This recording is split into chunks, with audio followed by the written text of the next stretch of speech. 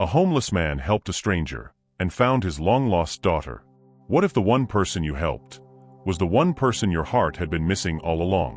What if kindness, the kind you show with nothing left to give, was the key that opened the door to your miracle? My friend, before you scroll past, hear this. This story might just change the way you look at every stranger you meet. Because sometimes, heaven hides your blessing in the face of a person you almost ignored. Stay with me until the end, and if you believe in stories that restore faith in humanity, subscribe to Echoes and Struggles. Because here, we tell stories that prove the smallest act of compassion can echo across a lifetime. My name is Sir Nicholas Bassa. Let me tell you a story. His name was Daniel Brooks, age 59, once a construction foreman in Cleveland, Ohio. But now, he slept beneath an overpass, wrapped in a frayed army blanket that barely held back the winter wind. His boots were torn, his hands cracked, and his coat smelled faintly of rain and memory. Once he had a home, a wife, and a daughter with pigtails who used to call him Daddy Bear. But after the layoffs, the drinking, and one mistake too many, his family slipped away. A decade had passed since he last heard his daughter's voice. Every morning, Daniel would wake to the rumble of cars above and whisper, "God, if you're still there, don't forget me today." He pushed a rusted cart down the sidewalk, collecting bottles and cans. Sometimes, he found loose change. Sometimes, he didn't. And when people looked away, it wasn't the hunger that hurt most, it was the feeling of being invisible. But Daniel never stopped sharing what little he had. Half a sandwich, a blanket, a joke, even when life gave him nothing back. It was the coldest winter Cleveland had seen in 15 years. The shelter was full. Daniel spent his nights near the bus depot, trying to keep his fire lit in an old coffee tin. One bitter morning, as the snow fell sideways, he saw a woman sitting on the curb, shivering, crying, clutching her phone. Her car had broken down, and no one would stop. Her name was Rachel Myers, late 20s, dressed in a business suit, heels soaked through the slush. People rushed past her, eyes glued to their screens. Daniel hesitated, his breath visible, his fingers numb.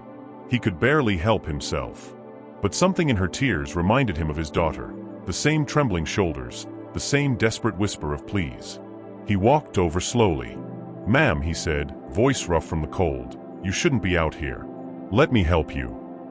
She looked up, startled by the man with the torn coat and kind eyes. "It's fine," she muttered, embarrassed. "I've called roadside assistance." But Daniel noticed her lips turning blue. He pulled off his blanket and draped it around her shoulders. "Please," he said, "you don't have to take my help. Just take the warmth." She stared at him, speechless. He pointed toward a nearby diner. "Come on. They'll let you wait inside. I'll buy you a coffee." Rachel hesitated, then nodded. The bell above the diner door jingled as they stepped in. Daniel reached into his pocket and counted out the last crumpled bills he had, barely enough for 2 coffees. "Black or with sugar?" he asked. "Black," she whispered. "Thank you, sir." Now pause here, my friend. Ask yourself this: if you were down to your last dollar, would you still give it away? If this story is touching your heart, leave a comment that says, "Kindness still matters." Because sometimes, that's the only truth the world needs to remember. As the warmth of the coffee thawed their fingers, Rachel glanced at Daniel's face. "You remind me of someone," she said quietly. "My dad. I lost him when I was 15. He left, and never came back." Daniel's heart tightened. He swallowed hard, staring at the steam rising between them. "What was his name?" he asked, his voice trembling slightly. "Daniel Brooks," she said. "He used to work in construction. Her voice cracked. He wasn't perfect, but I still miss him." The world seemed to stop. Daniel's hand shook. The coffee nearly spilled. He couldn't breathe. Could it be? "Rachel," he whispered. "Your name's Rachel?" She froze. "How do you know that?" His eyes filled with tears. "Because I'm your father." The diner went silent, only the faint hum of an old jukebox in the corner.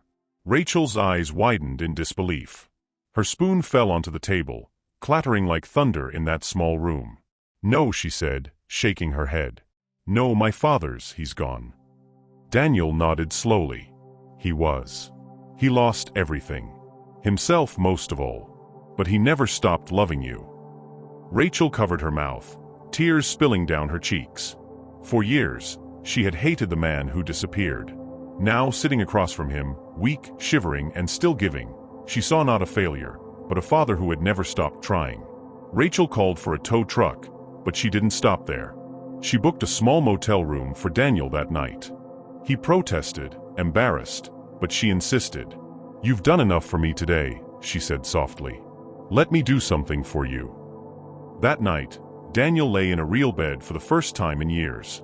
He stared at the ceiling, tears rolling into his ears. He whispered, "Thank you, God. You didn't forget me." The next morning, Rachel came back, this time with breakfast and new clothes. They talked for hours. About the years they lost. About forgiveness. About the pain that pride had built between them. A week later, Rachel brought him home, her home. The same daughter he once lost, now opening her door to him. Neighbors stared. Some whispered. But Rachel didn't care. She helped her father get clean, find steady work through a local outreach center, and for the first time in a decade, Daniel smiled without shame. He started volunteering at the shelter he once slept in. He'd say, "Don't lose hope, my friend. Sometimes your miracle walks in wearing someone else's pain." Months passed. Spring arrived. Daniel stood beside Rachel on the porch of her new house, helping her plant flowers in the yard. The same hands that once held cardboard now held soil and sunlight. Rachel looked at him and said, "Dad, I think God used your brokenness to bring us back together." Daniel smiled. Maybe kindness was the map all along. Later that evening, as the sun sank low, a little girl ran out of the house, Rachel's daughter, 6 years old, curls bouncing. "Grandpa," she shouted, "come see my drawing." Daniel knelt down, tears glimmering in his eyes. "Let's see it, sweetheart." She showed him a crayon picture, a tall man giving a blanket to a lady in the snow. "That's you, Grandpa," she said proudly. "You're a hero." He hugged her tight, his heart overflowing. The man who once had nothing, now had everything that mattered. And maybe that's the message for you today. Kindness doesn't just heal others. It finds the pieces of you that you thought were gone forever. So I'll ask you again, are you building towers of pride or bridges of compassion? Because in the end, it wasn't money that reunited a father and daughter. It was a cup of coffee and a heart that refused to stop giving. If this story moved you, share it with someone who needs hope tonight. Drop a comment saying, "Kindness finds a way." And don't forget to like, share, and subscribe to Echoes and Struggles, where every story reminds us. True wealth is not what we keep. It's what we give. A homeless man's small act of kindness leads to an unbelievable twist. He helps a stranger stranded in the cold, only to discover she's his long-lost daughter. This emotional story of redemption and love will remind you that no act of kindness is ever wasted. Subscribe to Echoes and Struggles for more powerful motivational parables that restore faith in humanity. Have you ever helped someone who ended up changing your life? Drop a comment below. True stories, real lessons, timeless hope.